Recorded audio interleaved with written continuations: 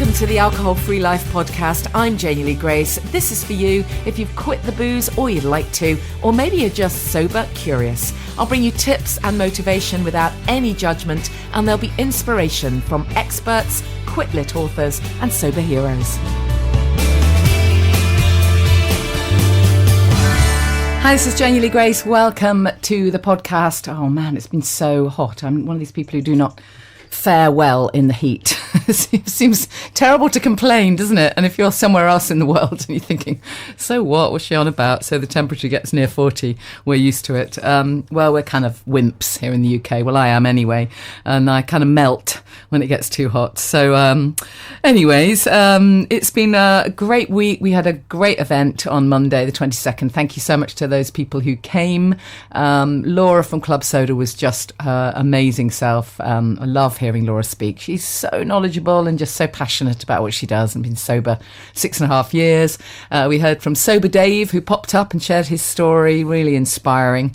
And it was really good just to connect with a bunch of like-minded people. We had some live music, and it was great fun. So thank you to everyone who came, and to everyone who couldn't make it this time.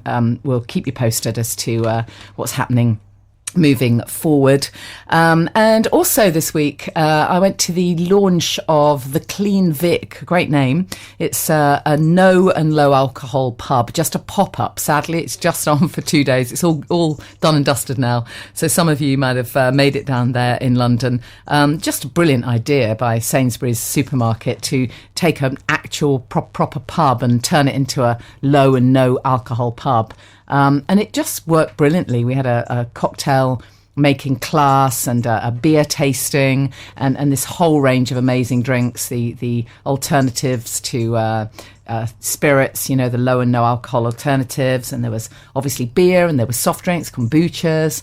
It was a really great event, and I think people who made it down there really enjoyed it. So I really hope more and more stuff like this happens across the UK and worldwide. I had a few messages on Instagram from people saying, oh my goodness, I wish this was in the States, or wish this was in New Zealand, or wherever you happen to be. So I know I've got lots of international podcast listeners. Anyways, you know, here's hoping this stuff will just get bigger and bigger as time goes on. So I thought for this week's podcast, rather than interviewing anyone particularly, I would just make the focus around some of these great alternatives to alcohol, particularly in the summer. I think the summer can be a time when people feel really triggered. They get real triggers about, oh my goodness, you know, the sun's shining, I must go and sit outside a pub or in a garden somewhere and drink alcohol. It's very connected somehow. And so the idea of being able to order a proper, nice, grown-up drink that you can still go through the ritual of having a nice drink in the summertime without any alcohol, I think it's really key. So if you haven't kind of found what it is you like yet, then there is so much out there. There's literally something for everyone. Some people like the low alcohol alternatives, you know, the 0.5, which, as we know, it's about the same amount as in a banana. So it's not really alcohol per se, but some people don't want to go anywhere near that. So I understand that if that's a trigger for you to have something that looks like beer or looks like wine, as we said last week, then you know, of course, don't do it if it doesn't work for you. But there are so many other drinks now that don't go anywhere near a sniff of alcohol. They're just fantastic drinks, you know, anything just to get us away from the classic plain tap water or Coca-Cola or, you know, flipping orange juice. So there really is an amazing choice. So I thought this week we'd just focus on a little bit of that, because of course it was the Mindful Drinking Festival last weekend as well. Almost forgot to tell you that. That's why this is so important, because last Saturday was the Mindful Drinking Festival, and it was just an amazing event. So I've got a little interview with Laura. I'll play that out, because Laura can talk about this stuff far more eloquently than I can. She's been steeped in the world of low and no alcohol drinks for a long time. So I'll run that interview with Laura. And then there's a couple of clips that I picked up with people at the Mindful Drinking Festival. But before we do that, I thought I'd just share with you a few thoughts that I've been having recently. We know that when people first decide to ditch the booze, or even to make the decision just to stop for a while or to drink mindfully, there's a few mindset things that have to happen. You know, we know that in terms of the physical cravings, the body, actually, the withdrawal from alcohol is usually very quick. It's, you know, it's within a few days. I mean, I'm talking here about people who are functional. Of course, I'm not talking about people who are completely alcohol dependent. That's completely different. And those people shouldn't just stop drinking straight away. But if you're what I would call a grey area drinker, you know, you're not absolutely at rock bottom and alcohol dependent, but you're also not completely happy having you know, one glass every 6 months. You're somewhere in between those shades of grey that we talk about. And for those of us who are in that situation, or were, we recognise that we feel these really strong cravings to drink, as I say, in the summertime particularly. But actually, it's not a nutritional craving, usually. It's not a physical craving. It's all in your head. It's a mindset shift. It's our thoughts. Cravings are thoughts that, you know, persuade us, I really want that drink. You know, and one would think, oh my goodness, well, I'm not a child. Surely I can very quickly train my thoughts. Well, yes and no. These are very strong-rooted, subconscious kind of desires that we've had for a long time. If you've been drinking for, you know, 10 years, 20 years, 30 years, your brain is very used to expecting those chemicals coming in, which leads to the thought process of, I want that drink to make me feel more relaxed, happier, confident, whatever it is we use drink for, you know, to feel more acceptable in a social situation, whatever it might be for you. Anyways, I have a friend who at right this moment is right at the very start of this journey. And so I was thinking, what will I say to her to help her pave the way to just even get started on this process? She hasn't quite got there yet. She's not quite into a challenge or any of this, but she's literally just kind of sniffing around, as it were, seeing the alternatives that are available, starting to maybe get the feeling that life might be better. And for me, that's the really important thing, that you ask yourself that question, you know, would my life be better? Could my life be better? So I've drawn up a list of a bunch of things that actually don't do anyone any harm to rethink, even if you've been happily rocking along for ages. So here's the kind of tips, if you like. Here's the pointers. And I mentioned these at our event the other night. So apologies for anyone who was there. You're kind of hearing it again. Hope you don't mind. So number one then is kind of obvious. It is make a decision. So when you make your decision that you're going to stop for a while, you're going to reduce your drinking, you're going to quit, whatever it is you're deciding to do, actually make the decision and write that down. That's really, really important, because if it's just a wishy-washy, oh, you know what, I might drink a bit less tonight, by the time you're onto your second one, all reason will have gone and you won't remember that decision. It won't seem important anymore. So actually making the decision that's yours to make. No one else can do that for you. But if it's something that's important to you, make that decision. By the way, you can apply this process to anything. If you're at the stage where you really know that it's time to ditch some weight or stop smoking or whatever it is, these principles apply. So make your decision and write that down. But follow that really quickly with why. Why do you want to stop drinking or stop smoking or ditch the weight? What's the reason?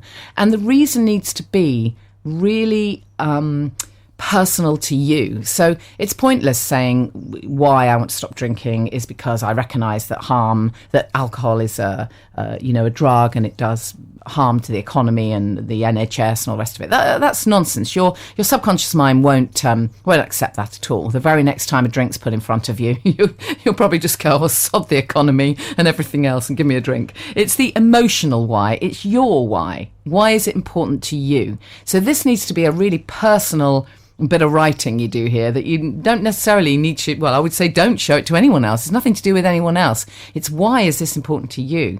And actually remember perhaps the times that have not been so good. That might be an idea. We're all really quick to forget. The next morning we say, oh, I'll never drink again. But by the 6 o'clock the next day, we're back into it. So actually think back to something that wasn't so great. And I'm sure we've all had many of those occasions. And decide on that why. And then the next question to ask yourself is, what difference might it make? Who will it affect?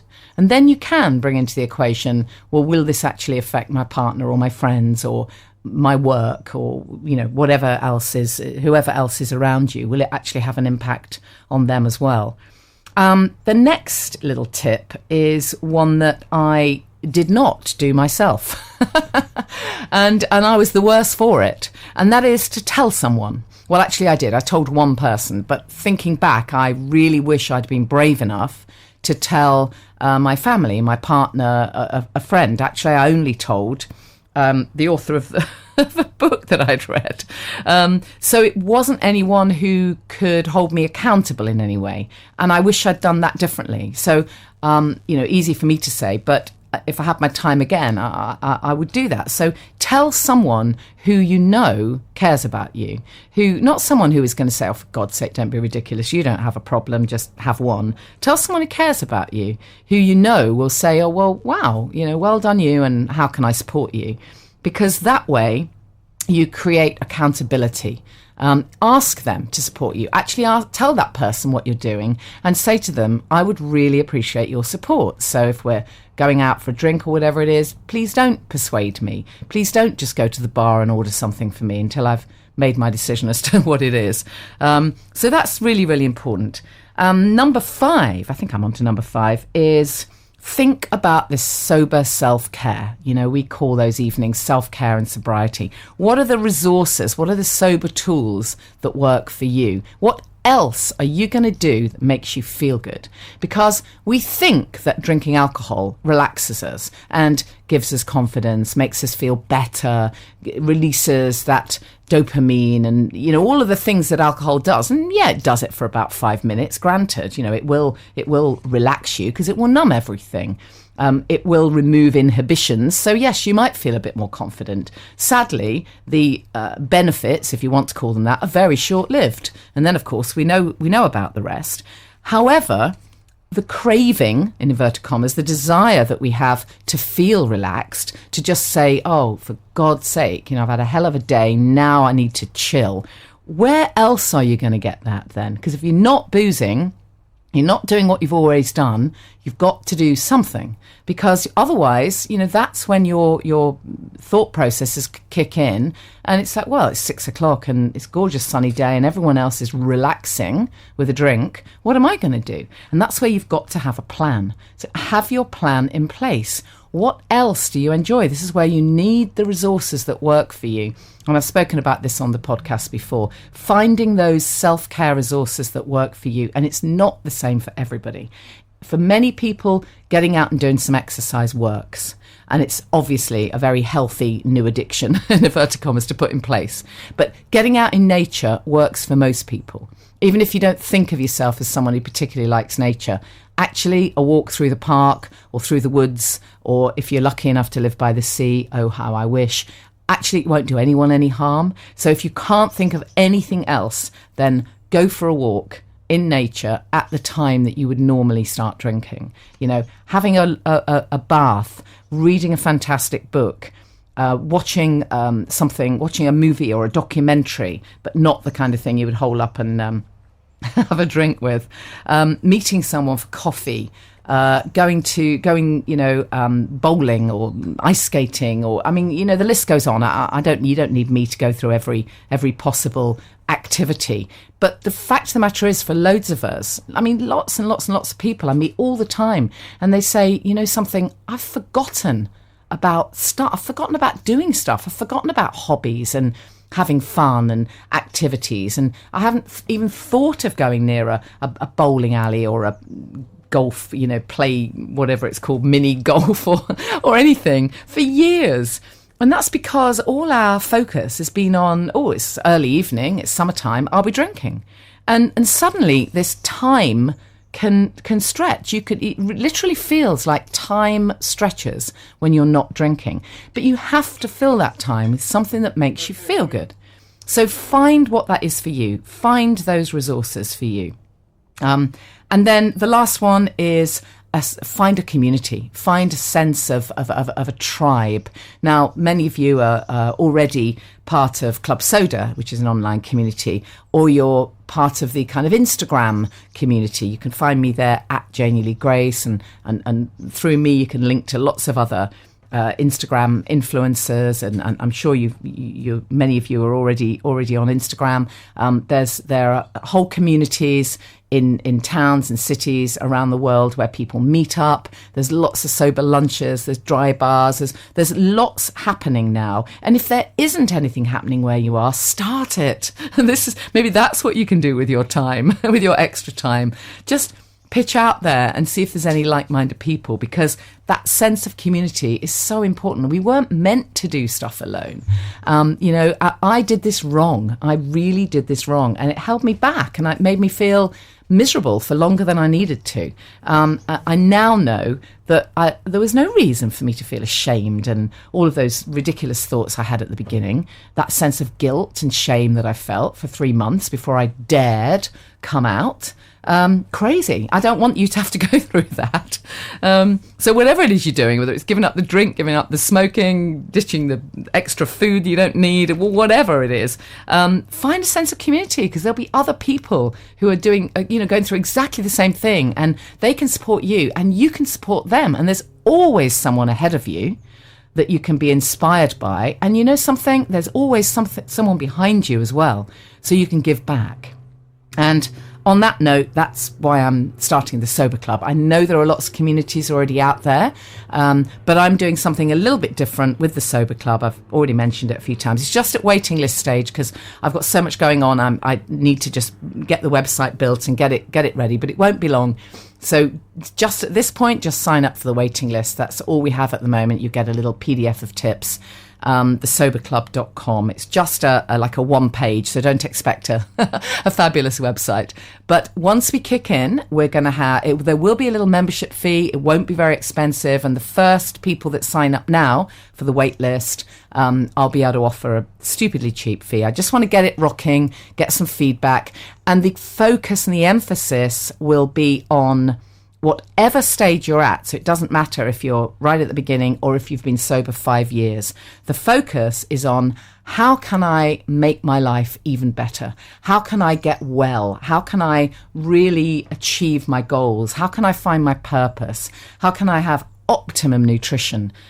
It's going to be all of this stuff. I've got access to some incredible experts. So it's really the up-leveling that we're going to be focusing on the Sober Club. So wherever you are in the world, we're going to start creating a community of people who either want to be or are sober or drinking mindfully, but who also really care big time about optimum health and well-being. So if that's you, sign up for the Sober Club. Is just thesoberclub.com, and it'd be great to have you involved. It'll be coming soon, and it would be lovely to hear your feedback as well. Anything that you would like me to cover, anything that you'd like me to focus on, and also for the podcast. Again, any guests that you'd like me to try and get on the podcast, it's always worth a try. Coming up in the next few weeks, by the way, I have got an interview with Lisa. Girl Walks Out of a Bar. Some people have read that book. Great book. That gives you a little heads up. You can read the book before you hear the interview if you get a chance. So yeah, I've got some great guests lined up in the next few weeks. I was going to take the summer off, actually, but a few people kind of messaged me recently and said that they kind of wait for Fridays and it's keeping them going. So I don't want to let anybody down. So I'm happy to carry on, apart from maybe a week when I'm away or something. Anyways, let's get into my little clip interviews. It's a very different this week. It's not me interviewing one person. What you're going to hear is Laura speaking at our event on Monday, where she's telling us all about the Mindful Drinking Festival, how it came about, and just a little bit about the choices around alcohol-free and no alcohol drinks. And Laura is just the queen of this. So I'm really glad I was able to pick up that little bit of audio.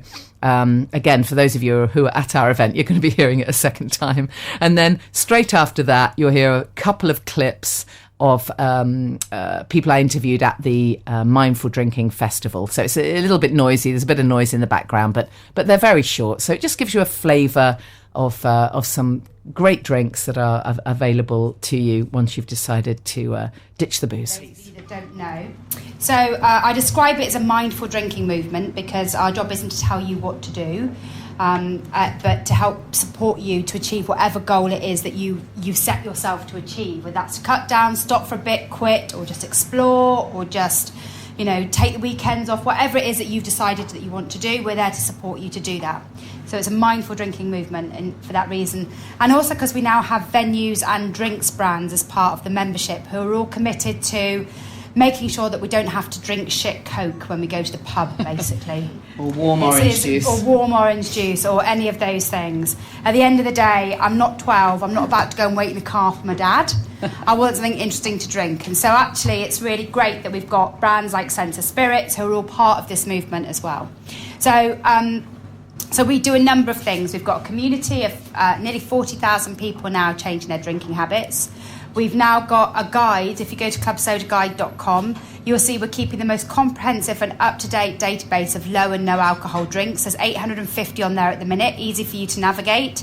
And we're beginning to sign up venues on there where you can buy them. So, for example, I was in Birmingham this morning and presenting to over 60 pubs in the Birmingham area to get them to sign up to the guide and see if they score 5 on our guide based on what they serve. And then we run things like the Mindful Drinking Festival, which has just created... I can't believe we've actually done 6. We started it in summer 2017, and this was the 6th one we had. Okay, so tell us what happened on Saturday then, because it was a lovely sunny day in Spitalfields. Hooray, because at the very start it wasn't sunny, it was pissing down. And, I mean, what's amazing is it's such an incredible range of drinks. I mean, let's just start with the beers, because unbelievable amount of Can I take a step back and tell you why I decided to do the festival? Yeah, please do. So, really early on, when I started Club Soda in 2015, our members started to complain about the fact they weren't very interesting. I'm not going to use this actually because it's a bit poppy. Yeah.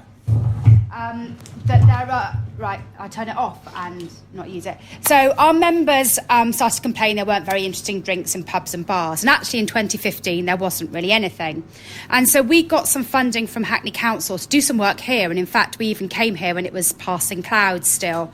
And we did a piece of research to look at how you could change the behaviour of venues towards their non-drinking customers, as opposed to always suggesting the customer should change their behaviour. Because, of course, if there's something interesting to drink, you go, oh, well, then I'll have a pint of Carling or a glass of wine. Because, at the end of the day, you don't want a fizzy pop because you're out for an evening. So we did some research, which is a very posh word for a pub crawl. And we did the work particularly in Dalston, and we looked at what factors it would take to change the way that pubs and bars behaved, and we learned lots of really interesting stuff. And one of the behaviours we did discover, and this is before Heineken and everything came out, was that people's behaviour around alcohol-free drinks is very different. And you might recognise this all in yourselves, right? Which is that when you were drinking, you were willing to buy a brand that you didn't know because it had alcohol in. Because you knew that ultimately you wanted the alcohol. But when it comes to an alcohol-free drink, you won't spend £1.50 unless you definitely know you like it. Who's looked at the seed lip or the cedars on the shelf and gone, 28 quid? No bloody way, not unless I know I definitely like it. You wouldn't even spend... I remember at one festival we were selling the small gin and tonics that this company do here for £1, and somebody went... oh, can I not have it? Can I not have it for free? And somebody went, it's £1. If you don't like it, it's okay. It's okay. You've only spent £1. We've got a very different psychology. And so I wanted to do the festival because I wanted to give everybody the opportunity to try a drink before they buy it and realise that there may be something out there that may just hit that spot in terms of feeling like it's an evening drink that shows that, work has finished, this is your evening, and feels special and like an event, and that you could try it and then know that you can go out and buy it. And so we did that just as Heineken was launching, actually. So Heineken came to the very first festival. I was freaking out at the very first festival. It was in Bermondsey Square. It's got no natural footfall. And I thought no one was going to come. And I was like press ganging all of my friends and just saying, just come along and bring 1,000 friends with you. That's all I need you to do. But actually it was busy from even before the opening time. People were queuing up to come into the square. and I hadn't slept for about 4 weeks, and so I just sat in the middle of this drinks festival in a slight coma and also very thirsty for the whole of the day. I've managed to make every festival very thirsty. You mean? So that was amazing, and the response was really good. And you couldn't move for pregnant women and, you know, foodies and all sorts of people that were there. And so that's where the festival was born. And so the last festival was on Saturday in Spitalfields. We had over 40 brands there, and brands like Sense of Spirits came and launched there, which is really exciting. And it changes now each time because there's so many new brands coming onto the market. And we did our first January one this year, which you very graciously helped us with, because 2 days indoors allows us to do inspirational talks, cocktail sessions and all of the works. I'm really interested to hear from you what you might want from future festivals. But at the minute, there's just so many exciting new drinks to try. It was impossible to get around them all. I didn't even get to try you guys on Saturday at all. So if you haven't been before, then go on to mindfuldrinkingfestival.com and sign up to the email list there, and you'll get to know about those events and any mindful pub crawls we do as well, because I like, for me, sharing with you the fact that you don't have to hide yourself away and not go out, that you can still go to the same places and just do something slightly different is really important to me. And you don't have to hide yourself away. And so I love doing events in pubs. We're doing some stuff with students in Freshers Week at Vodka Revs. Now, Vodka Revs sends out, they've just started bombarding students with free shot offers. And what we want to show students is that you can still go there with your mates, but here are the things that you can drink. Because actually Vodka Revs has got some alcohol-free drinks. Who knew? Really? Who knew? Wow. But it has. It's not too bad. So that idea that we can still fully participate, but pick something else up behind the bar is really important. Brilliant. Sure. So I'm with Rebecca from An Elegant Fusion. So your stand looks so gorgeous, all your gorgeous bottles of cocktails and your Thanks so lovely much. black and green branding. So just tell us what An Elegant Fusion is. So, An Elegant Fusion, we're actually a pop-up bar. We've done 3 events so far. So we're popping up all over London. We have one on the 20th of September in Shoreditch in Iron Bloom. So it's a Friday night now. And what we're trying to do is we're obviously trying to, basically, I take over bars, have the same atmosphere, have live music, or in Fridays, the Friday in September, it's a DJ.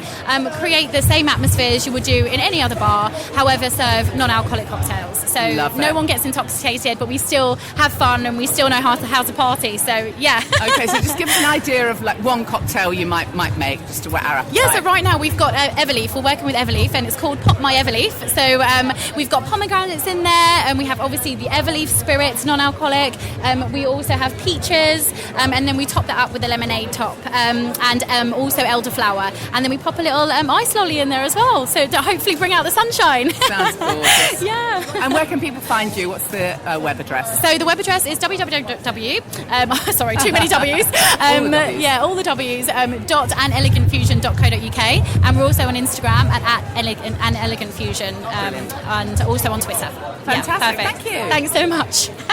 Sorry. I'm Tom from Wise Bartender, here at the Club Soda Mindful Drinking Festival. How's it all going, Tom? What are people liking in the drinks that you've got on offer? Oh, so we're promoting 4 different brands today. So we got a selection of the 4 alcohol-free Copperbergs. We've got smashed cider and smashed hops beer from Smashed Drinks. And we've got 2 Coast beers, a hazy IPA and a Farmhouse Ale. And then finally we've got the Driver's Tipple alcohol-free spirit. And they're all going down really well. We're struggling to keep up with the samples. And just remind us of your website. So the website is wisebartender.co.uk. Perfect. So, Sarah from Sea Arch, tell us about the Mindful Drinking Festival. What's going on here? It's a fantastic occasion. It's such a celebration of everything non-alcoholic. Love it here. We've been coming to the last, 3 or 4 of them, and we really love coming. People who come along are just so into the idea of what's great and new in the non-alcoholic world. Love it. Brilliant. And tell us about your drink. We love it. It's beautiful, and you've just got even more gorgeous packaging, if that's possible. Yes, we've gone even more coastal orientated. We have projected a picture actually of a part of a beach that's in the South Hams where we're from, where we created the drink, and that's projected now to the side of the bottle, and it's also got texture as the waves do in the sand. So we're really chuffed with that. We've slightly modified the logo, but it's all still sea arch, and it's, we're really, really chuffed with it, and it's going down so well here at the festival today. Really, really well. Love it. And just remind us of your website. www.notginlimited.com. Perfect. Thank you. So you can check out Wise Bartender for some great range of drinks. You can check out An Elegant Fusion. It'd be great to do some stuff with them for one of our events, so we're going to look into that. And of course, thanks again to Laura Willoughby of Club Soda, who's doing such amazing work here in the UK around clubs, pubs, as she was saying there, to really encourage them to stock some great alcohol-free drinks. So we can still go out, we can still socialise, but we do not have to do it with the hangover.